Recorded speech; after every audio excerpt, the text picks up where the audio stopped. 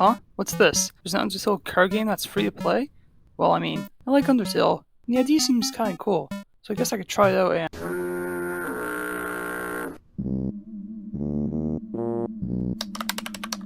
Okay, there.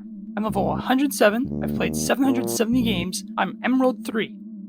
I've spent months getting DT fragments to craft kris, and I have a shiny papyrus, gaster, and mountain EX. I'd say this is a pretty good game. Bruh. Hello, and welcome back to another episode of Cooper Plays. A couple months ago, I found out about this game called Undercards. As you can tell from the intro, I got really into it. It's a very simple game to understand and play. All you have to do is defeat your opponent by playing cards that could get stronger and stronger every round. Oh great, I'm gonna sound like an absolute nerd explaining this game, aren't I? In this video, I'm going to be talking about how to play and the basic mechanics of the game. Think of it as some sort of tutorial. Also, this video is only slightly based off of this video by Stowy Time. How do you pronounce that? Oh my god. But I had the idea of making the video before I saw them. Anyways, I'll show you how to play now. Before you're able to start a game, you need to choose a soul type. There are 7 soul types, all related to the human souls in Undertale. Kindness heals your allies, integrity earns you money quickly, justice deals extra damage to enemies, and there's much more. These help with gameplay and can be changed whenever. In order to start a game, you need a deck of 25 cards and 2 artifacts. There are 2 types of cards, monsters and spells. Monsters have an attack, health, and cost, and are used for either defense, offense, or support. Every monster card is different, with some having abilities mostly done through their magic. Magic is an effect that is used when you play that card. It can be anything from dealing 1 damage to instantly killing the opponent. There are also many other effects like taunt, candy, support, and much more. Spells are pretty self-explanatory. Play them and they all have different effects. How else do I explain it? Although, you can only use certain spells depending on your soul. There are also different rarities of cards. There's base, which are cards you collect once you create an account, common, rare, epic, legendary, and DT, which are some of the strongest cards in the game. Although, you require 4 DT fragments in order to get them. Spells also can only go up to epic rarity.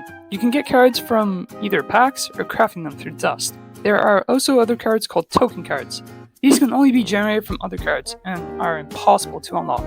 Artifacts are effects that mildly change the game. There's no real way to explain them because they're all so vast and different, but they help build good and strong decks. Going back to the topic of monsters, there's this neat feature that helps build strong decks called tribes. Tribes are collections of monsters that can positively affect each other if played correctly. You can increase monster stats, summon other monsters, and much more. And there's plenty of tribes too, like my favorite, bugs, along with guards, spiders, and plants.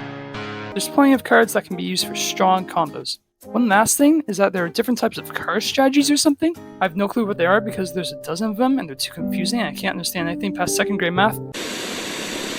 Anyways, all these do is give your deck a strategy, like stalling to win, using charge cards to quickly beat your opponent, and buffing a single card to deal plenty of damage.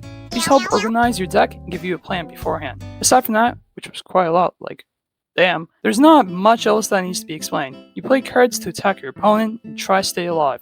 It's a turn-based game that gets more intense every round. The game also gets a new update, or season, every month.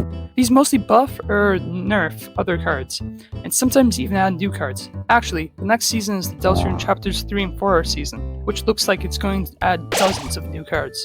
Okay, so for some reason, I wrote Metamorphosis in the script, so I'm just gonna say it. Metamorphosis. Overall, this is a pretty fun and strategic game. I have a lot of fun trying new decks or just playing really strong cards. I've made a deck around spamming Flowey, and I accidentally found out how to play multiple Lancers. And my favorite card is probably Snow Owl. It takes a while to use its magic, but once you reach the end, you basically automatically win. Before we end the video, I'd like to expose the cards first. Now, I don't know if you noticed, but this game is very similar to another game. Choose a type that gives bonus effects. There's monsters and spells that you can play, and you earn gold depending on what turn it is. I thought about this, and then it came to me. This game is just Plants vs. Zombies Heroes.